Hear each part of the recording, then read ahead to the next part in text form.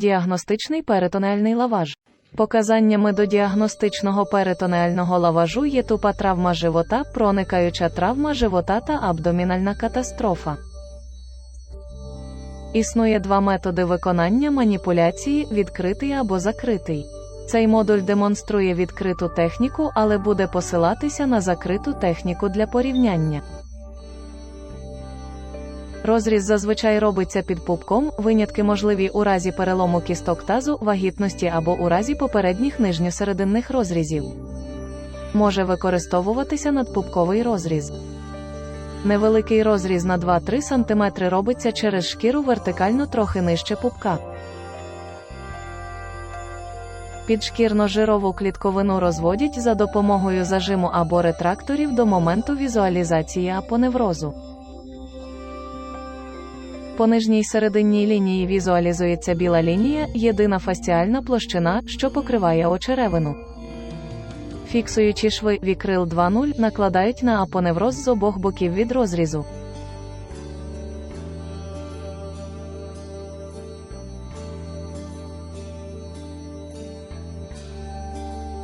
Потім фасція знову надрізається вертикально на 1–1,5 см. Передочеревинно-жирову клітковину розводять за допомогою ретракторів або зажиму, а очеревину захоплюють м'яким зажимом. Неподалік очеревину зажимом захоплюють в іншому місці та піднімають вгору.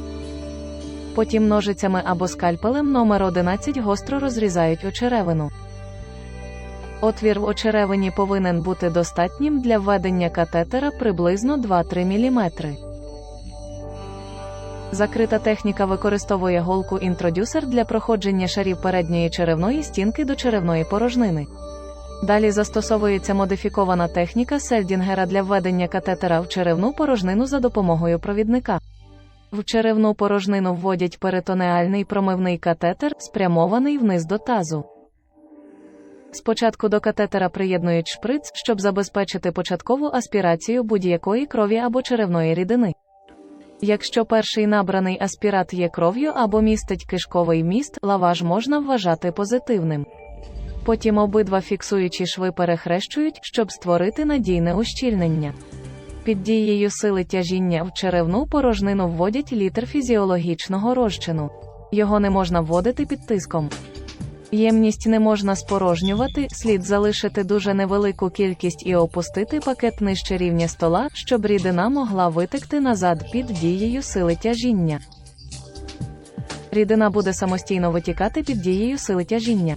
Можливо, вам доведеться розмістити пацієнта в зворотне положення Тренделенбурга з метою накопичення рідини в малому тазу. Зазвичай необхідно отримати мінімум 200–300 мл рідини, щоб оцінити висновки як дійсні. Потім зразок аспірату відправляють на аналіз. Критеріями позитивного діагностичного перитонеального лаважа для тупої травми є показники понад 100 тисяч еритроцитів, більше 500 лейкоцитів, кров або вміст кишківника. Якщо процедура не є завершальним і остаточним втручанням, то фасцію та шкіру слід зашити. Апоневроз можна закрити, зав'язавши 2 шви, накладені на нього раніше. Якщо цього недостатньо, можна накласти додаткові шви.